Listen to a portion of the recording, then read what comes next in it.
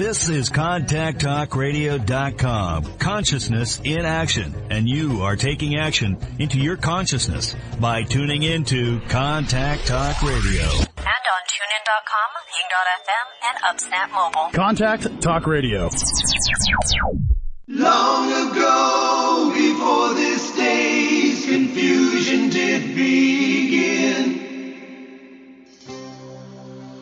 throughout the stars did we go wandering. Distance was no barrier, and time it had no hope. Free to come and free to go. Free to come and free to go. Open up the book of stars. Open up the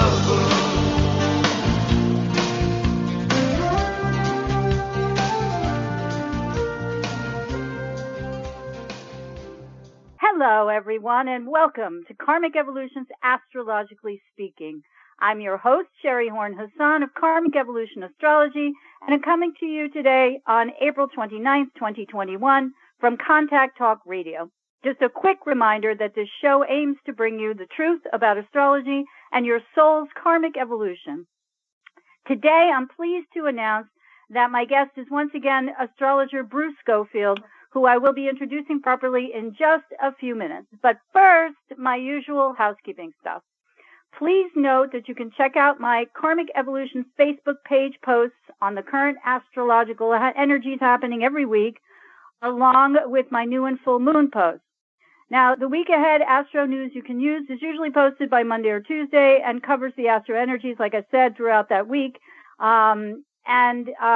If you're not on Facebook or just go on there randomly, you can sign up to receive my new and full moon reports via email newsletter, which is called Conversations About Consciousness, by just going to the Facebook page, scrolling down on the left-hand side, hitting join email list, and it's as simple as that. If you prefer to email me, you can send me an email at Sherry, SHERI, at karmicevolution.com, and I can add you to the mailing list. No muss, no fuss. So, also, just so you know, if you've missed any shows or you want to re-listen to a specific one, just go to my website at karmicevolution.com, go to the upper right hand on the banner, hit radio show, and scroll down the page, and there you'll see all of the archived recordings of all of my past shows. Now, finally, I'm continuing to offer my discounted 1-hour Karmic Evolution Natal Insight reading to my listeners for only $99. If you are interested in this and you'd like to gain greater consciousness about your soul's true mission and purpose in this lifetime, remember I'm an evolutionary astrology. I look at the portal, the energetic portal through which your soul came into this lifetime from past lives. If you'd like to move from chaos to clarity in an area of your life, relationships, career, finances, health, if you'd like to heal old karmic wounds, better understand karmic patterned conditioning, and co-create your own future happiness and success, or simply awaken to your true potential and highest destiny in this lifetime, well, it's easy if you take advantage of my special offer. It's, again, a 1-hour Karmic Evolution Natal Insight reading for only $99. And again, you can simply email me at Sherry, that's SHERI, at karmicevolution.com, and we'll get your reading booked today. At almost half the regular price, conscious awareness has never been so easy or so affordable. So let's get on to this week's Astro News you can use. Now, I had mentioned last week that I wasn't able to cover the upcoming Pluto station retrograde, which happened 2 days ago on April 27th at 26 degrees 48 minutes Capricorn. And as with all retrogrades, this is an opportunity for us to go inward between now and October 6th, when Pluto once again stations direct. And this is especially true, it happens, the retrograde happens every year, so it's not an unusual occurrence. The slower moving planets retrograde for longer times. And in this case, Pluto retrogrades, like I said, from now until October 6th. but it's the going inward part is really applicable, or let's just say we can be more conscious of applying that concept now, since we're in the waning portion of the monthly lunar cycle due to the April 26th Scorpio full moon. And that Scorpio full moon asked us to release any stubborn resistance to transformative change. Okay? So Pluto, of course, rules Scorpio. So he was the ruler of the moon of this lunation. We're in the waning cycle, so the lunation the energy doesn't just disappear. You know, it may slowly dissipate over the next 2 weeks, but we're being still tasked and asked to think about these energies now for approximately the next 2 weeks. Now, if the task of going inward, right, may prove a little harder than it sounds, because this lunation, which I discussed last week, also brought with it waxing squares from both the Scorpio moon and the Taurus sun to Saturn in Aquarius. I had pointed out that the lunation before, which was on April 11th, the Aries new moon, had squares to Pluto, right? So that's what I'm trying to say now is the Scorpio full moon is Pluto ruled, so that's continuing. That's an evolutionary process that's always with us, but it's become has come more to the forefront recently because it's in the sky, right? So now we're dealing with squares of the luminaries to Saturn, and that can set up a great deal of resistance to carrying out the Scorpio full moon's mission of releasing that which holds us back, right? So here's what I wrote on my Scorpio full moon blog and newsletter, which you can find again in its entirety on my Karmic Evolution Facebook page. And I'll quote, "The evolutionary process begun at the last lunation, the April 11th Aries new moon, when we to respond to our basic instincts to initiate plans about life in general, relationships, business, spiritual growth, etc. We now need to fight one more dragon, this one wearing Saturn's garb. If we thought Pluto was tough, we really ain't seen nothing yet." Now, I say that because, Pluto is that energy we might not always be conscious of because it's so slow moving, it's so incremental. But Saturn is more about where we have conscious beliefs that can hold us back.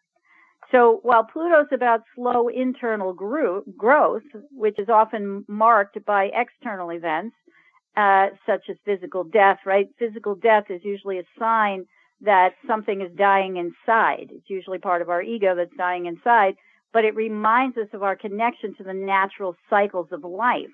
And that's part of our evolutionary process. When something dies, it creates space for something new to come in.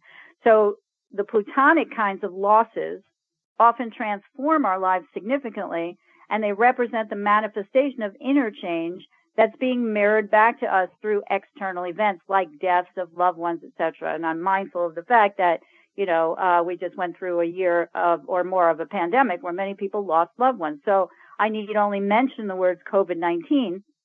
And I believe the collective nature of Pluto's aim should come pretty clear.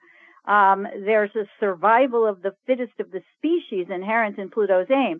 Though, of course, both private grief and collective mourning is something we all feel as a species now because, the loss of life around us signifies an internal change to the collective unconscious, as above, so below, right? Now, this in turn reminds us to cherish our own instinctual nature to survive.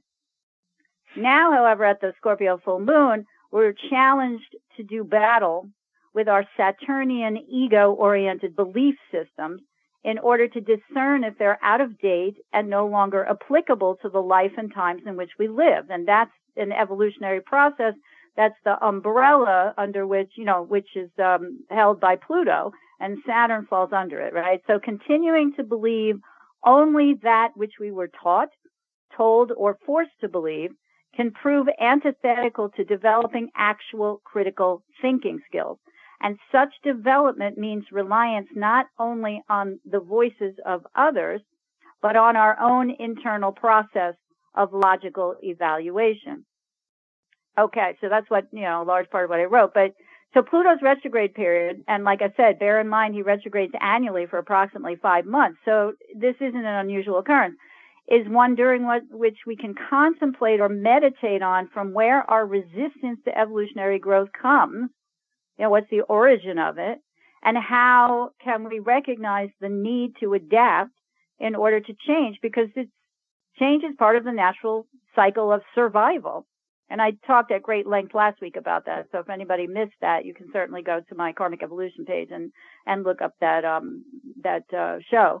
But meanwhile, the Sun perfects its conjunction to Uranus and Taurus on April 30th, which is tomorrow, which may bring unexpected disruptions to our daily routine or schedule. But it helps if we recognize that if this happens, unexpected can be viewed as positive or negative, right? We might get a call from someone we haven't heard from 10 years, and we're like, oh my God, that's so exciting, right? Or something could happen, like our car breaks down, and, it's like, oh, gee, But we always have to look for the silver lining in that. And what we have to recognize is that if we manifest the external world based on our inner energies, that anything that has to do with, something like a Sun in aspect to Uranus is meant to inject some excitement into our lives. And this is a fleeting aspect. The Sun moves very quickly. So it's not meant, it can act as a trigger, but the disruption to our life should prove temporary, but it may point out to us where we might have to make some changes.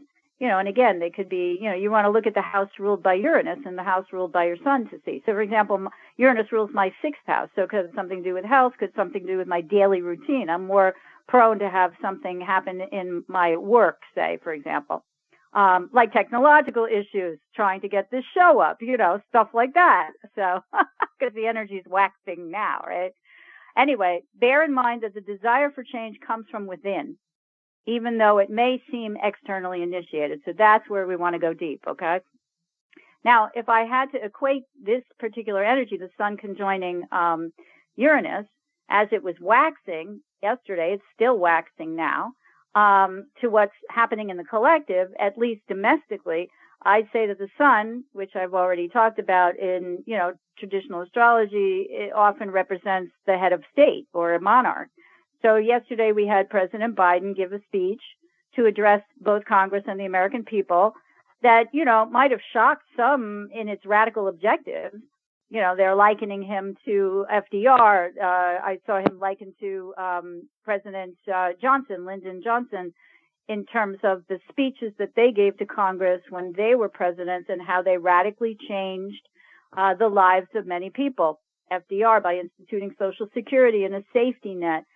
Johnson by pushing civil rights, equality for all. So there are those who may have been shocked by the radical nature of his words and his plans and his proposals coming in front of Congress, but there are also maybe progressives who are shocked that he actually went that far, okay? So in any case, the whole point is that Uranus is a humanitarian planet, and announcements were made by the head of a state to make life, to propose plans that will make life better for all citizens and not just the privileged few. And if you were watching, certainly Republican Senator Tim Scott's rebuttal was quite Uranian, I would say, in its dissociation from reality. So I'll just leave it there. In any case, May 2nd brings a trine from Mercury to Pluto, which can strengthen our interest, again, in these deeper issues of life. This is a great time, again, to carry out the Scorpio full moon's mission by looking deeply inside ourselves to better understand our lives. And if we do, we may well ascertain more about our inner workings and why we might be resistant to changing with the times. Venus sextiles Neptune May 2nd as well, and that provides opportunities for us to awaken to our creative selves, although we may spend this time, simply lost in a daydream. And this is the time to watch a Netflix movie or, read a fictional romance novel or something. Now, there's no harm done. As Stephen Forrest would say, anything that's Piscean related, and Neptune, of course, rules Pisces, needs to spend, people who carry the energy, or when we have these aspects in the sky, we need to spend at least some time daydreaming. And I always say from chaos always comes clarity. So the seeds of our creativity lie in our daydream. And when Mercury and the Sun square Saturn May 3rd, that's when what was pending or waxing during the Scorpio full moon on April 26th comes to full fruition. And we may well recognize that what's been holding us back from letting go of our traditional beliefs through stubbornness or fear will be mirrored back to us through the external world. And what blocks us now, both intellectually and personally, we might be able to ask ourselves if whether what we were taught, told, or forced to believe earlier in life, and I would add in past life karma, is part of the soul's conditioning that's not really in alignment with our inner soul's true wisdom now. And, this stuff ain't for the faint of heart. Let me just say that. So if you're listening to this and you are actually, in alignment with it, good for you, because this isn't easy. It's part, some people are just not made for this stuff or not interested in it all. If you're here, you're interested. So kudos to you. Now, the Mercury square to Saturn is good for also getting difficult mental tasks done, mental work. And while the Sun square to the Lord of Karma, he asks us to contemplate what's most important to us on an individual level. Is it self-gratification or is it duty to others? Now, I mentioned COVID-19 just, a few seconds ago in the context of Pluto and survival and survival of the fittest. But the Sun square Saturn is more readily apparent, I think, through the collective reaction now to the vaccination, particularly here in the U.S. In other words, the conflict here, as mirrored back to us through the collective, is do we protect ourselves in order to help protect others? So we don't just have we're all selfish, right? Because to be selfish in that way is to be self-protective so that we can survive. But we are also mindful that we're helping protect others. Or do we cry, my freedom to choose not to protect myself and others is my right? And if we can extrapolate this kind of energy into our personal lives, even if it's not about this particular subject matter, we can better understand this energy on an individual level. Even if like I said, if we're on board now with the belief that protecting ourselves protects society as well, what other issues are in our lives that we can relate this to? And when Mercury enters Gemini later on May 3rd, we'll begin to see the results of one particular example, being vaccinated. As the weather warms here in the northern hemisphere, we now don't need masks outside unless we're in a large crowd, which is something the CDC just announced yesterday or the day before. And many restrictions elsewhere are loosening rapidly. Social events, weddings, graduations, anniversaries, birthday parties, weekends at the shore, whatever, to trips to the lake, can once again be the kinds of events we used to enjoy without fear. And Mercury remains in Gemini until July 11th due to his retrograde there from May 29th through 22nd. So more on that anon. But now it's my pleasure to introduce my guest. Bruce Schofield holds an MA in history and a PhD in geosciences and has taught at the University of Massachusetts and online for Kepler College. He has professional astrological certifications from AFA and NCGR and maintained a private practice as an astrological consultant, writer, and conference speaker for 45 years. The author of 8 books and hundreds of articles on astrology, he served on the education committee of NCGR and the PAA board as a member and director since 1979. Together with astrologer Barry Orr, they maintain a website at onereed.com. That's ONE and the word reed, REED, like the long, slender green plant, that contains a variety of astrology articles and an online calculation program on Mesoamerican, which is Maya, and Aztec astrology. So welcome back, Bruce. How are you today? Oh, so. I've had a bad cough for a long time, and I have basically like a post-viral syndrome. So that's how I am. Oh, okay. Still walking, I'm sorry. still moving forward. Yeah, well, I definitely appreciate you making yourself available today. So I know, I know about I have an autoimmune disease, so long-term stuff is, I know it's hard to deal with sometimes. So, but like you said, well, when you have Saturn conjunct your ascendant, everything is chronic. Ah, okay. Now, by transit or natally, you mean? Natally. Ah, okay, gotcha. All right. Yeah. Well, yeah. Hang in there, but we appreciate your being here. So first, I'd love to point out to our listeners that you were right. You were last on my show in October of 2020, and you had said when I asked you that you thought the outcome of the U.S. presidential election was going to be a change. And I believe you related this to the then pending Jupiter-Saturn conjunction in Aquarius that became exact, late December of 2020. Can you tell us now how you think this 20-year cycle may continue to play out?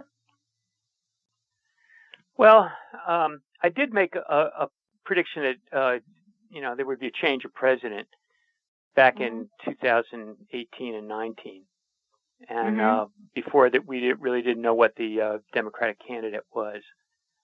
So, and I did that largely on a couple things. One was as you mentioned, the Jupiter-Saturn conjunction at the very beginning of Aquarius. That just struck me as a clock changing time. You're going from, completing one cycle and beginning another. So why would there be continuity with something like that indicated? And there were other things as well. There were some issues about the natal charts. In my opinion, there's still a pretty big issue about the validity of the Trump chart that most people use, the one that's posted on the internet, his birth certificate. I mean, I have some doubts about that. But the Jupiter-Saturn conjunction is a major marker of social trends. They don't affect people so much unless the degree that it happens is like smack dab on an important part of your chart, right? So, the conjunction was at the first degree of Aquarius. If you happen to have a planet there, then, you're affected by it.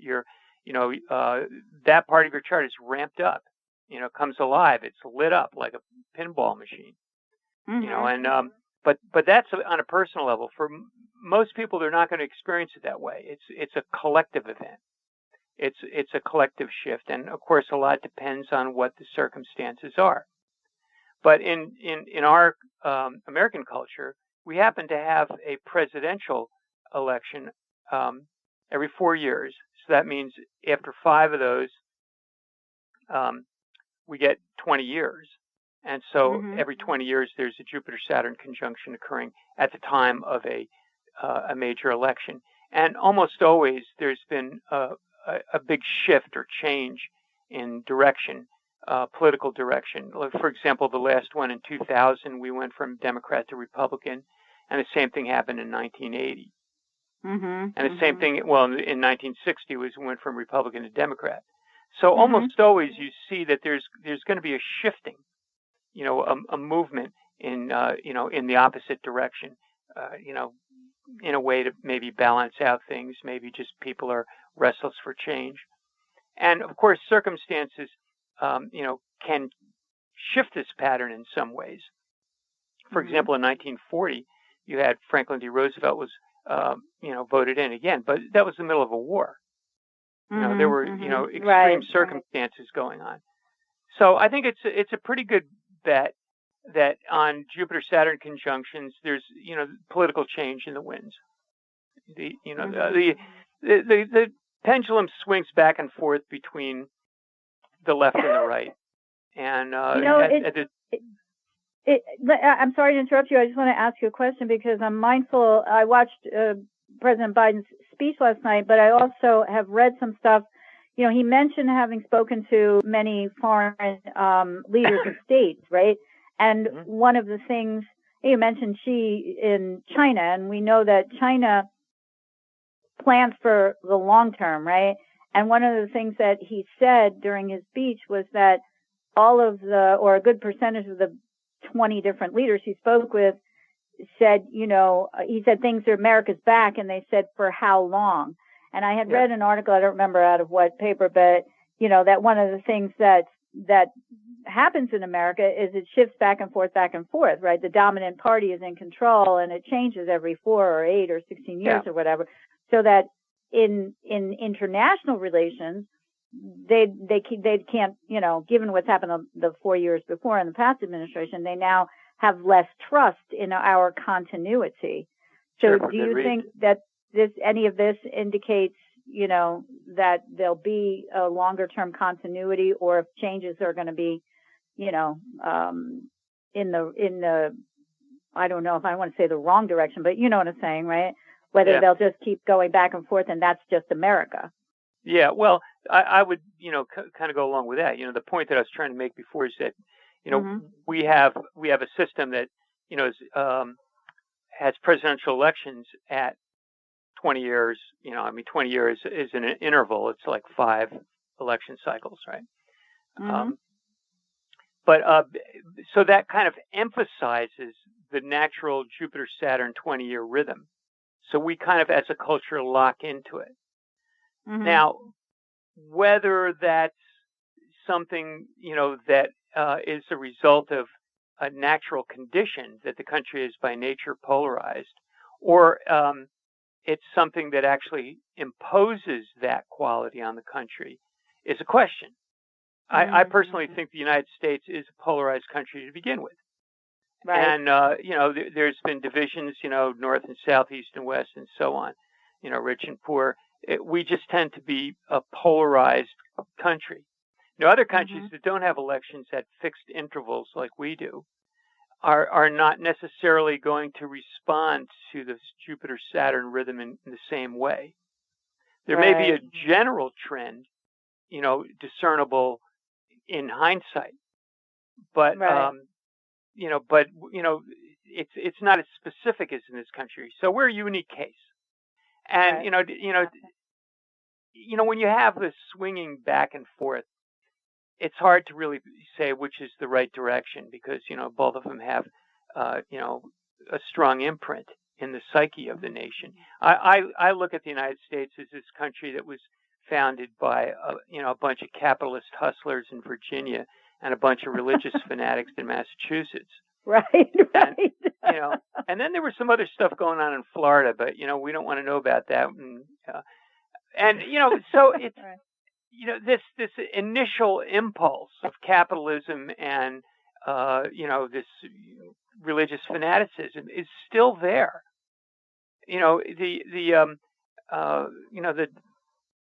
The goal in America, the American dream is basically that you can be a hustler and make a lot of money. Hustling as an activity is part of our national character. And, the religious side of it is, this idea of belief. And, one of the beliefs, which is not rational. One of the beliefs that has driven this country is this belief of manifest destiny. Right. And this is this idea that God gave us the right to plunder. The Indians were just there. They happened to be a little bit in the way, and we would just push them on. And I think that this is, related to this, white supremacy that, as it surfaces today. That leads me to my next question, because I'm curious.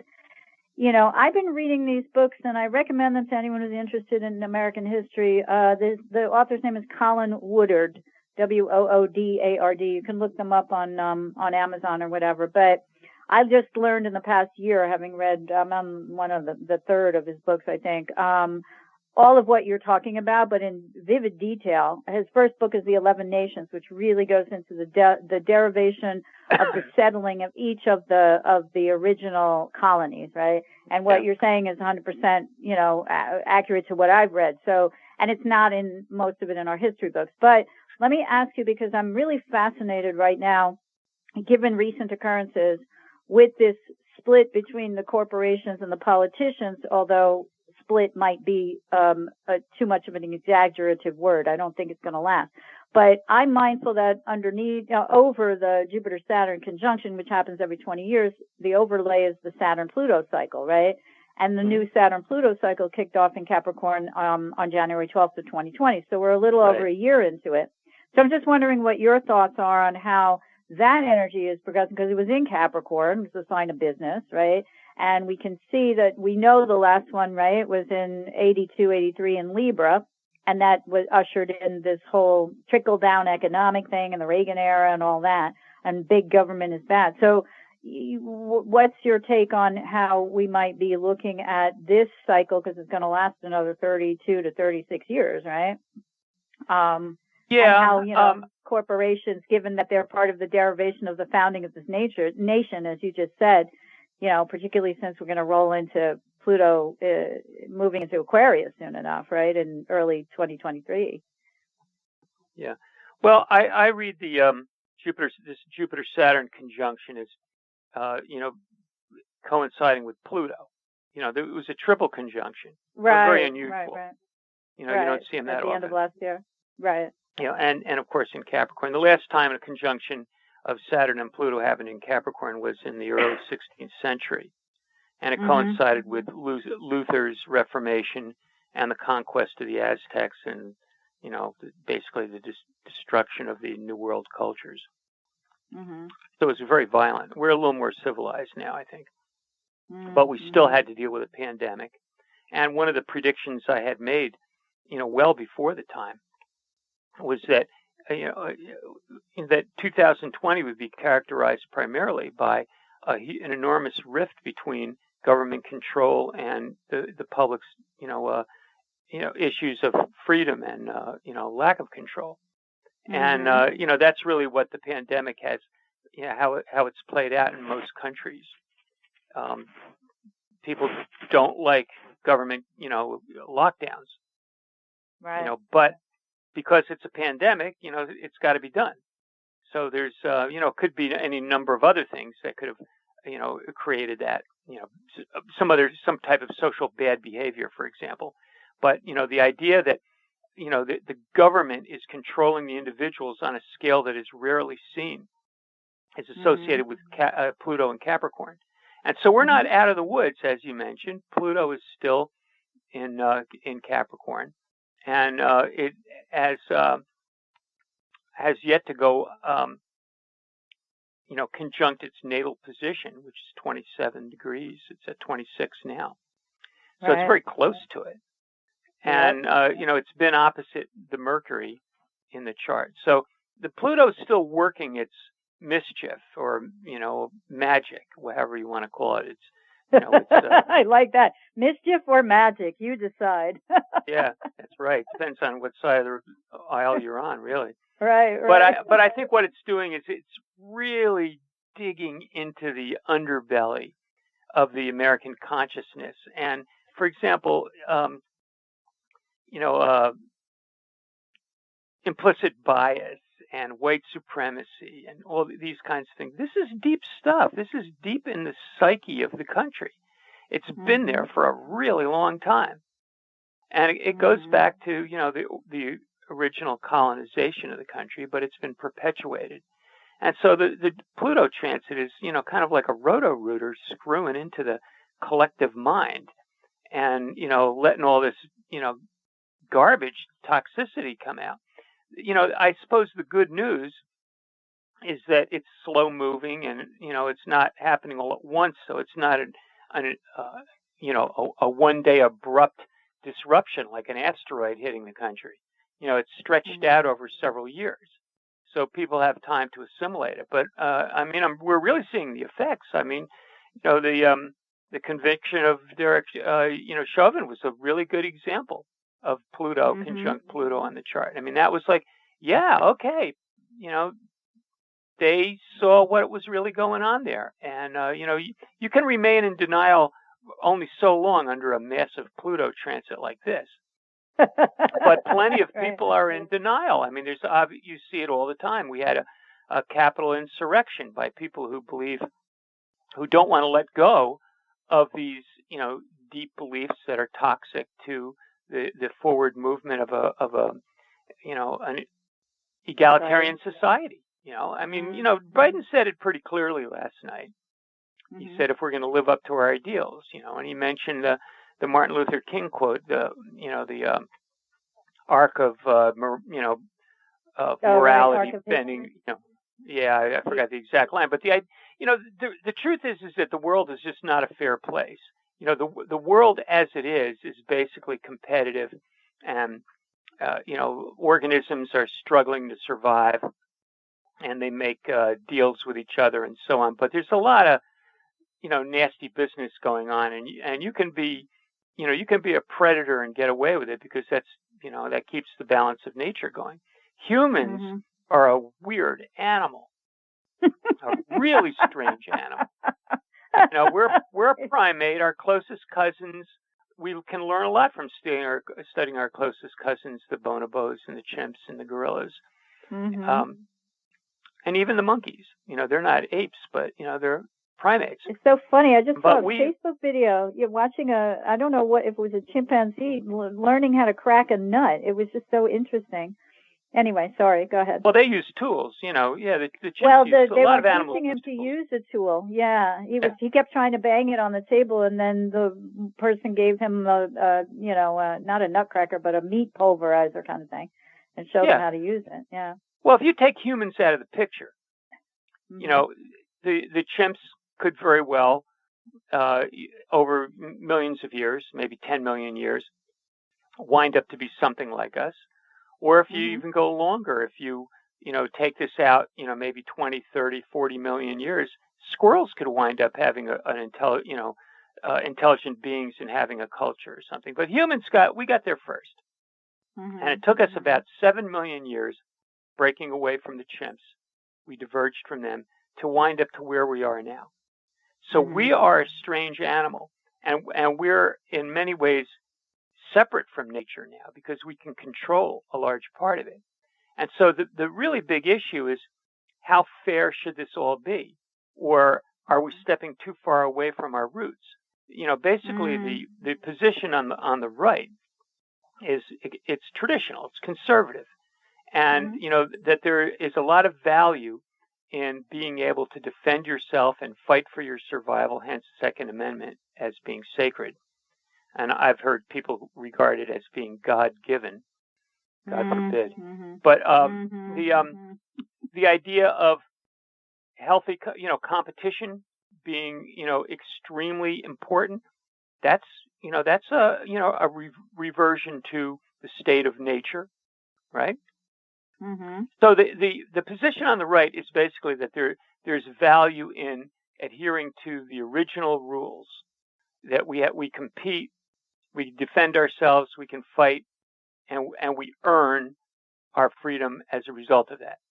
The position on the left is more complicated, and it's more in the direction of humans being, a very strange animal, and actually trying to create fairness where it really doesn't exist.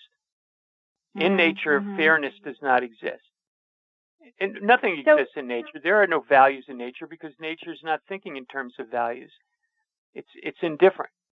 But humans, we have a whole different approach. We're now sitting on about 5,000 or 6,000 years of laws and rules and regulations, and so the left is trying to make the world a fairer place, and in doing that, has to break down some of these competitive rules. Now that process, both sides of those things that I described, are under excavation now, with Pluto on its natal position in the United States. In particular, I'm focusing on the United States, and this will go on for many years. But I think we've ripped open some buried toxic material. We ripped open some barrels, like those barrels shown under the sea between the mainland and Catalina Island in California. They found all these barrels of DDT on the sea floor. Oh, really? Yeah, I looked. That was in the news just a couple days ago, and I thought, here we go. Here's a real plutonian thing. Toxic chemicals buried at the bottom of the sea. I remember when they used to do that, though, right? Wasn't that back in the 60s and the 70s when they started to say we shouldn't do that anymore? Like that was the corporate solution or the government solution of how to dispose of like nuclear waste and stuff like that? Yeah, it took till the 60s and the 70s before people realized that there was an environment out there. Yeah. Human beings are by nature so anthropocentric. We just think about us. We're the big deal. Well, now it is true that humans are special, but come on, you can't base your what I every hear you saying, Bruce, is the disconnect between nature and humankind. I mean, that's the kind of stuff that Rick Tarnas points out in Cosmos and Psyche, and Liz Green writes about in the Astrology of Fate. It's the human separation from the natural cycles. I mean, in a sense, that's kind of why those of us who gravitate towards astrology are going back to reverence for the cycles, right? Which are less intellectual and more intuitive, no? No, I think they can be very intellectual as well. And I do think that, that astrology is a subject that does pay attention to natural cycles and tries to interpret them. But I think, this whole idea of being connected or being disconnected from nature is pretty complicated. And it takes a lot in a person to really see that they're doing that. Oh, yeah. But I mean, societies, I think, develop around, like difference between urban and rural and stuff like that. But let me ask, I'm going to skip over some of the questions I originally had. I just want to go now to based on what you're saying too, the 3 fixed squares this year from Saturn in Aquarius to Uranus and Taurus. Obviously, we had the first one on February 17th.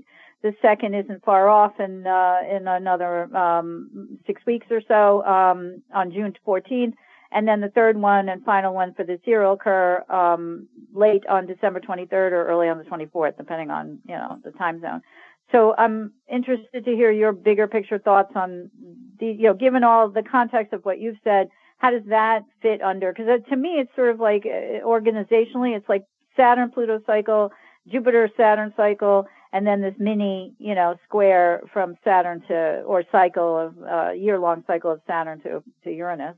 What are your thoughts on I think I think these aspects are moderately disruptive. I mean, we've seen one happen already, and the markets were chumpy. Of course, one of the planets, Uranus, is in Taurus, which is a money sign. Right. And, the other one is in Aquarius. I think that, in the largest sense, what it symbolizes is a serious clash between the old and the new on 2 dimensions at least, because you have Saturn, which represents the tradition or the past, is being squared by Uranus, which represents the future, or a change, at least, movement in a different direction. But, Uranus is in Taurus, which is a sign of the past, and Saturn is in Aquarius, which is a sign of the future. So we've got this kind of double entendre here, with, Saturn and Uranus. I don't know, maybe it's like a mutual reception or something. You know what I mean? I mean, not that it is. It's not in classical astrology. It's not. But a mutual reception would mean that they actually kind of work with each other in a weird way. Right. So I'm a little more optimistic about it. I think that, it probably will mark a time of a lot of technological achievement. And there'll probably be glitches. Eventually, there's going to be some solar storm that's going to knock out the internet, or at least parts of it, knock out satellite. I mean, there's just, it's like the inevitability of the pandemic. If you read all the literature, people were expecting it to happen. I mean, there are a lot of people that blame Bill Gates on the whole thing, but Bill Gates, who's smarter than all of the people that are critical of him, the average bear, yeah. I mean, he was smart enough to realize, he made a lot of money, and now he got interested in health, and he's a Scorpio, so he wants to be a doctor, except he wants to be like a planetary doctor, and geophysiologist. But anyway, he recognized, like lots of other people, that a pandemic was inevitable. And so he was like, being prepared for it ahead of time.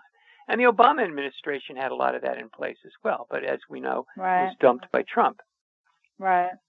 So I think that we're, going to run into these inevitabilities, these big problems. And something like that could come up for example, on one of these next squares, or within a few weeks of it, or something like that, you'll see some other internet problem, or some kind of technological disruption that we have to deal with.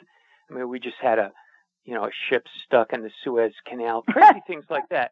It's a big world now. There are way, way, way too many people, and that's nobody wants to talk about that.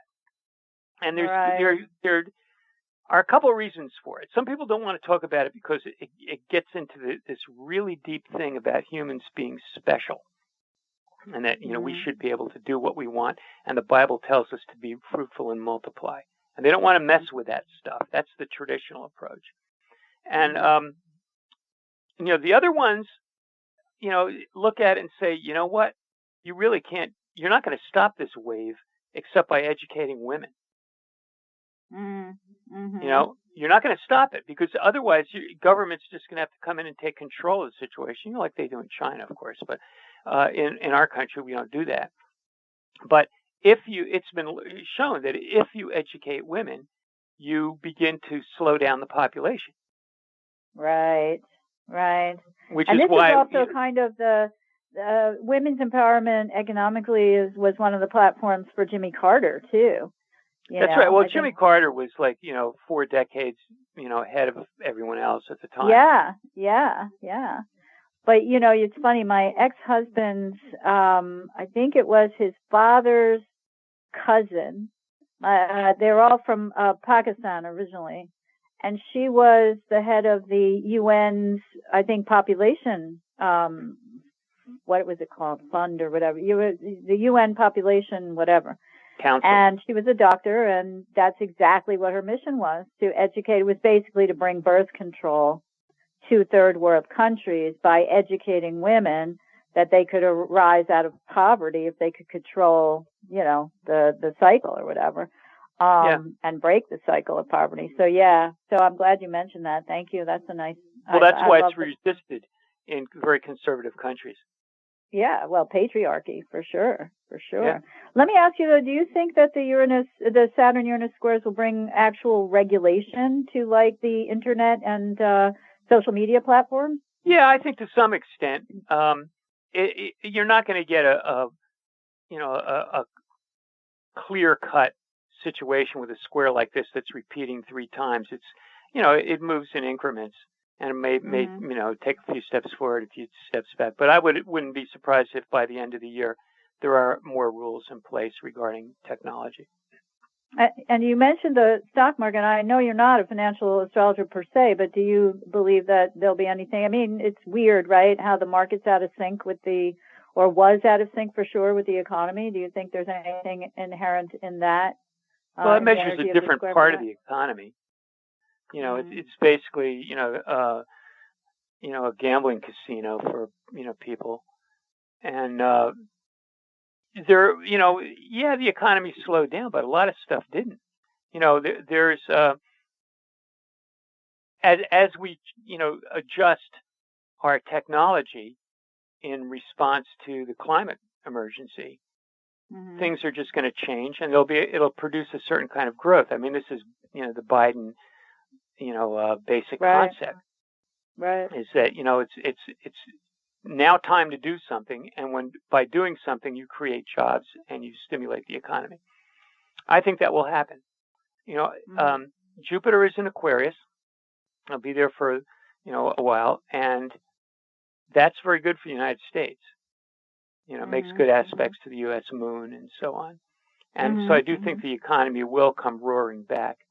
And the tech stocks in particular will, probably be the most volatile, some going way up and then going way down. What I notice with the tech stocks is that they, particularly the ones that have to do with alternative energy, is they shoot up real far and then they go way back down, and they're very erratic.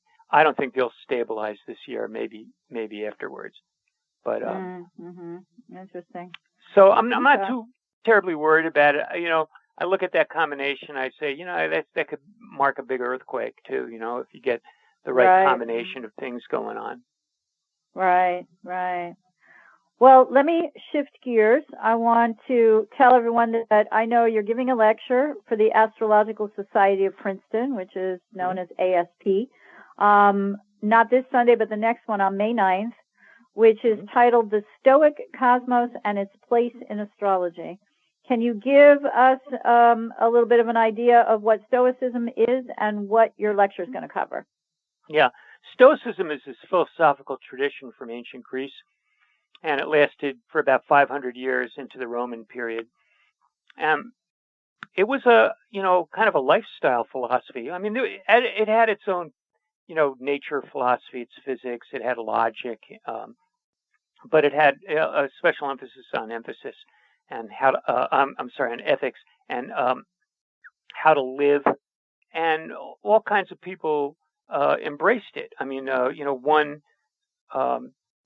emperor of the Romans, Marcus Aurelius, very well known, considered the ideal emperor. He was a Stoic. He wrote a book called Meditations, and it's one of the few complete works of the Stoics that had survived. A lot of the early Stoic writings have not survived except in fragments and other people's comments on them. And it's a secular philosophy. There's nothing supernatural about it at all. It's different than Platonism and Neoplatonism, which is more spiritual. Right. So you're going to talk about that philosophy's connection to the astrological world.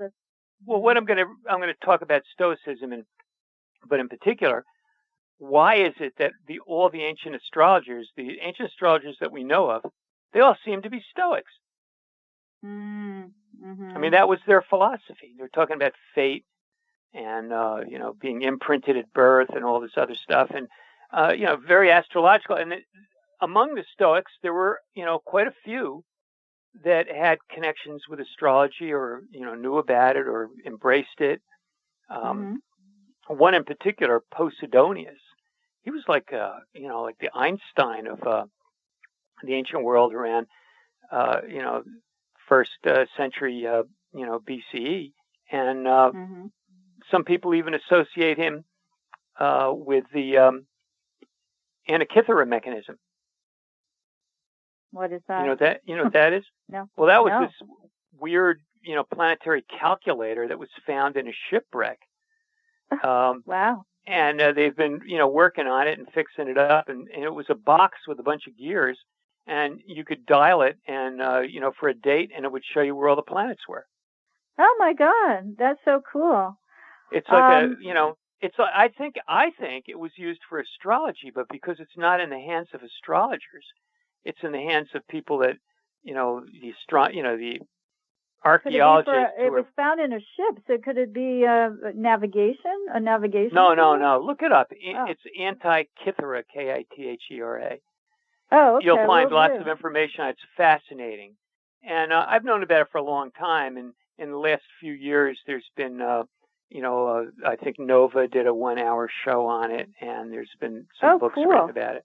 Very cool. But we have about 3 minutes left, so I just want to give everybody information. If you'd like to sign up for Bruce's lecture, go to ASP, which stands for the Astrological Society of Princeton, NJ, which stands for New Jersey, .org, and you can find the sign up there. Because this stuff is fascinating to me. So if you guys are fascinated too, as you can tell, Bruce has a wealth of knowledge, and I'm sure this is going to be a great lecture. So the only other thing I want to ask you before we sign off is there anything else that you're up to? I mean, you've got all these books. How can people buy them? Do you have any upcoming classes or anything else you just want to tell people about? Well, I teach a few online classes at Kepler College. There are classes that you take, on your own time. One's on astronomy for astrologers.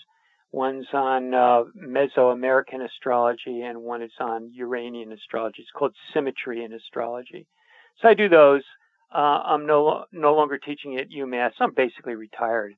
And I'm finishing up a book called The Astronomy of Nature, which is a massive counterattack against the critics of astrology. Oh, okay. Well, you got to let me know when that's going to be published, because you've got to come back, okay? Well, I got to get a publisher. I'm not going to publish this one myself. It's a big book. It's 400 some pages, but it basically sounds great, though. A very strong case for astrology as a legitimate subject in a certain way that's usually not dealt with in the astrological community. So it's a science book, because I have done astrology all my life and made a living at it, but I'm also a scientist. Right. Well, that's exciting. So I'm glad you told me that. But I'll keep in touch with you, and we'll get you back on here. But thank you, Bruce, so much again for making the time. Your interviews are always fascinating, and I appreciate your insight. So I appreciate again you're making the time. And thanks to everyone else for joining us today. I hope you found the information presented here helpful as you continue your karmic evolution in this lifetime. Please be sure to join us next week on May 6th for another episode of Karmic Evolutions, Astrologically Speaking, when I'll welcome back professional astrologer Joseph Adeo. Till then, may your journey be filled with karmic healing and the joy of greater consciousness. Namaste. Long ago, before this day's confusion did begin, throughout the stars did we go wandering. Distance was no barrier, and time it had no hope. Free to come and free to go. Free to come and free to go. Open up the book of